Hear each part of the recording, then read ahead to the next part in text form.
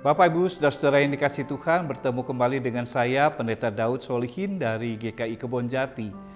Dan firman Tuhan hari ini terambil dari surat 1 Korintus pasal 2 ayat 13 dan 14. Demikian firman Tuhan. Dan karena kami menafsirkan hal-hal rohani kepada mereka yang mempunyai roh, kami berkata-kata tentang karunia-karunia Allah dengan perkataan yang bukan diajarkan kepada kami oleh hikmat manusia, tetapi oleh roh. Tetapi manusia duniawi tidak menerima apa yang berasal dari roh Allah, karena hal itu baginya adalah suatu kebodohan, dan ia tidak dapat memahaminya, sebab hal itu hanya dapat dinilai secara rohani. Bapak, Ibu, Saudara-saudara yang kasih Tuhan, beberapa tahun belakangan ini banyak komunitas anak-anak muda yang gemar berkumpul dan berdiskusi dalam komunitas-komunitas pencinta filsafat. Dan kalau mau melihat mereka, coba klik and search di media sosial.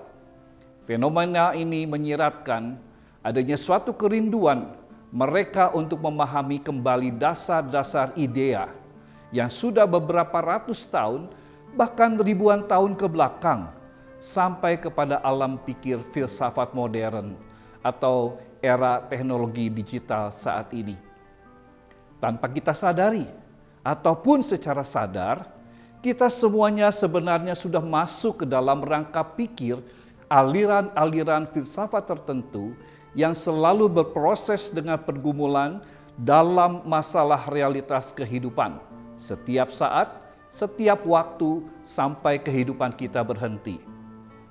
Saya memahami fenomena ini sebagai anugerah Tuhan bagi Indonesia, karena generasi muda kita sedang menghadapi age of disruption atau masa perubahan besar-besaran karena dorongan inovasi yang bergulir bagai bola salju yang bergulir mengena ke segala dimensi kehidupan.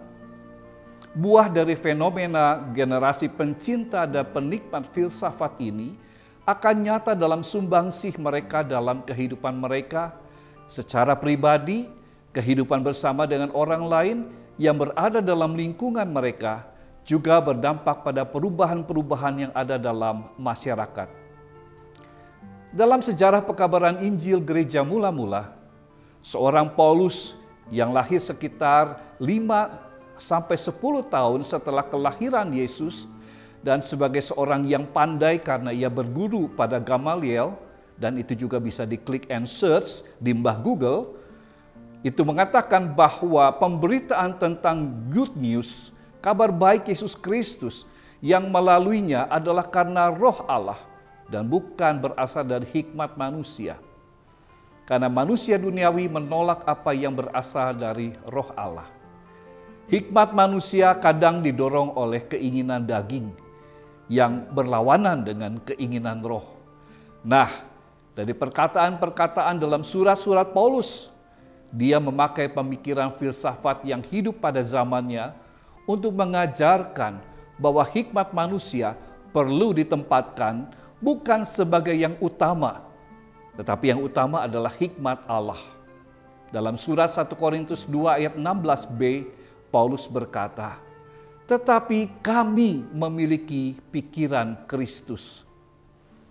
Surat Paulus kepada jemaat Filipi pasal 4 ayat 8, Paulus berkata, kepada jemaat yang sedang menata kehidupan sebagai orang-orang yang percaya kepada Yesus, ia berkata, "Jadi akhirnya saudara-saudara, semua yang adil, semua yang mulia, semua yang suci, semua yang manis, semua yang sedap didengar, semua yang patut disebut kebajikan dan patut dipuji, pikirkanlah semuanya itu." Semua nilai etis moralitas universalis ini perlu berpijak pada dasar nilai sejatinya, yaitu pada Tuhan Yesus Kristus. Jadi Bapak, Ibu, Saudara-saudara, kalau kita mau berpikir yang benar, kalau kita mau mencari yang mulia, kalau kita mau memikirkan hal yang suci, yang manis, yang sedap didengar dan patut dipuji, lihat kehidupan Yesus. Teladanilah teladan hidup Yesus Kristus. Di dalam dirinya lah kita semua memiliki apa yang dibutuhkan karena Tuhan, agar kehidupan kita selaras dengan kehendak-Nya.